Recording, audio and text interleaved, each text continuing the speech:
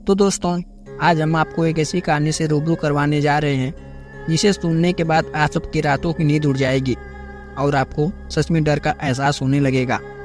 तो चलिए इस कहानी को शुरू करते हैं। रात के गहरे अंधेरे में जब आसमान काले बादलों से ढका हुआ था और केवल बिजली की चमक से ही रास्ता दिखाई दे रहा था, तब एक छोटे से गांव के पास के जंगल में कुछ अजीब अनहोनी होने वाली थी।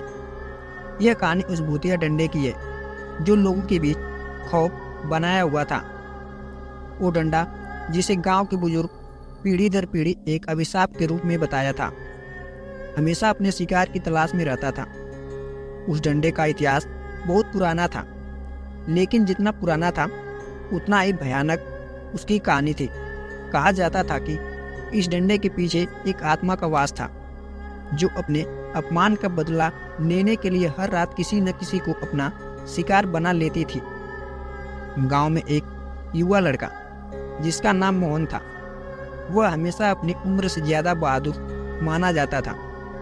उसने कई बार अपने दोस्तों को कहा था कि वह भूत प्रेतों से नहीं डरता, लेकिन उसकी बहादुरी का असली इम्तिहान अभी बाकी था। एक दिन गांव के बाहर के जंगल में एक आदमी की लाश मिली। उसके हाथ में वही डंडा था जिसे गांव वाले भूतिया डंडा कहते थे। लाश की हालत देखकर गांव के लोग कांप उठे थे। उसकी आंखें खुली हुई थी और उसका चेहरा डर से सफेद पड़ चुका था। गांव के मुखिया ने बताया कि ये उसी भूतिया डंडे का काम है और सबको उस जगह से दूर रहने की हिदायत दी। लेकिन मोहन के मन में उस डंडे को लेकर एक अजीब सी जिज्ञासा थी। वह जानता था कि आखिरकार उस डंडे में ऐसा क्या है जो उसे इतना खतरनाक बनाता है। उसके दोस्तों ने उसे इस बारे में कई बार मना किया था, लेकिन मोहन ने ठान लिया था कि वह उस डंडे का रहस्य उजागर करेगा। एक रात जब पूरा गांव सो रहा था, मोहन चुपचाप अपने घर से निकला और जंगल की ओर चल पड़ा। उस रात की हवा में एक अजीब सा सन्नाटा था। पक्षियों की चहचहाहट भी बंद हो चुकी थी। जैसे जैसे जंगल की गहराइयों में मोहन बढ़ता गया, उसे एक अजीब सी आवाज सुनाई देने लगी थी।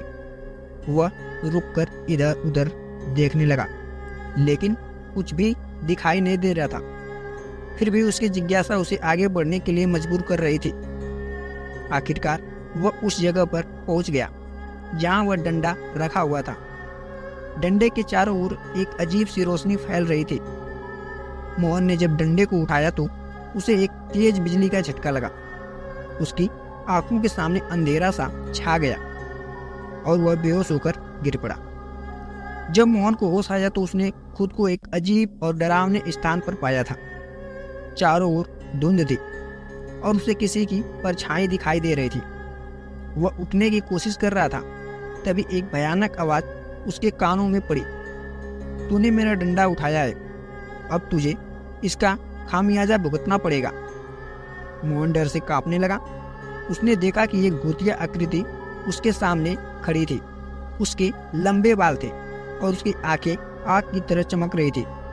मोहन ने हिम्मत जुटाई और पूछा, तुम कौन हो और यह डंडा तुम्हारा कैसे है? भूत ने एक भयानक हंसी के साथ अपनी कहानी सुनाई। सालों पहले मैं इस गांव का एक साधारण आदमी था। मेरा नाम रघु था। मैं एक लकड़हारा था और इस जंगल में लकड़ी काटकर अपना जीविका चलाता था। एक दिन गांव के कुछ प्रभावशाली लोगों ने मुझसे जलने लगे। उन्होंने मुझ पर झूठे आरोप लगाए और मुझे इस जंगल में मारकर फेंक दिया। मरने से पहले मैंने यह डंडा अपने खून से रंगा और कसम खाई कि मैं अपने अपमान का बदला जरूर लूंगा। तब से मेरी आत्मा इस डंडे में बंधी हुई है और मैं हर उस व्यक्ति को मारता हूँ जो इस डंडे को उठाने की हिम्मत करता है। मोहन की सांसें तेज हो गई। उसने पूछा, क्या इस श्राप से कोई छुटकारा नहीं है? भूत ने गंभीरता से कहा, यह श्राप तब तक बना रहेगा जब तक कोई मेरे निर्दोष होने का सबूत नहीं जुटा लेता और उन लोगों को सजा नहीं मिलती जिन्होंने मुझे मारा था। मोहन ने ठान लिया कि वह इस रहस्य को उजागर करेगा और भूत से विनती करने लगा कि वह उसे वापस गांव भेज दे ताकि वह सच्चाई का पता लगा के भूत ने उसकी बात मान ली। लेकिन उसने चेतावनी दी, तू सिर्फ 3 दिन के अंदर ये सब कर सकता है। अगर तू असफल रहा तो तुझे भी मेरी तरह इस डंडे का गुलाम बनना पड़ेगा। मोहन वापस गांव पहुंच गया। अगले दिन वह गांव के बुजुर्गों से रघु की कहानी के बारे में पूछताछ करने लगा। उसने पाया कि रघु वाकई में एक निर्दोष व्यक्ति था और उसे कुछ लोगों ने साजिश के तहत मार दिया था। उन लोगों ने रघु के नाम की सारी संपत्ति पर कब्जा कर लिया था और उसकी हत्या की दुर्घटना बताकर मामला दबा दिया था। मोहन ने तभी सबूत इकट्ठा किए और वह गांव की पंचायत में उन दोषियों को बुलाया। उसने सभी के सामने सच्चाई उजागर की। दोषी लोग अपनी करतूतों को स्वीकार करने पर मजबूर हो गए और पंचायत ने उन्हें कड़ी सजा दी। रघु की आत्मा अब मुक्त हो चुकी थी। उसने मोहन को धन्यवाद किया और कहा, तूने मुझे मुक्त कर दिया, अब मैं चैन से जा सकूंगा। यह डंडा अब साधारण लकड़ी का डंडा बन चुका है। रघु की आत्मा धीरे धीरे हवा में घूलकर गायब हो गई। मोहन ने डंडे को जंगल में ही छोड़ दिया और वापस गांव लौट आया। अब वह डंडा गांव के लिए किसी भय का प्रतीक नहीं रहा। गांव में अब शांति का माहौल था। लोग मोहन की बहादुरी की तारीफ करते नहीं थकते थे। मोहन भी इस अनुभव से बहुत कुछ सीख चुका था। उसने यह समझा कि कभी कभी डर और बहादुरी के बीच सिर्फ सच्चाई का फर्क होता है।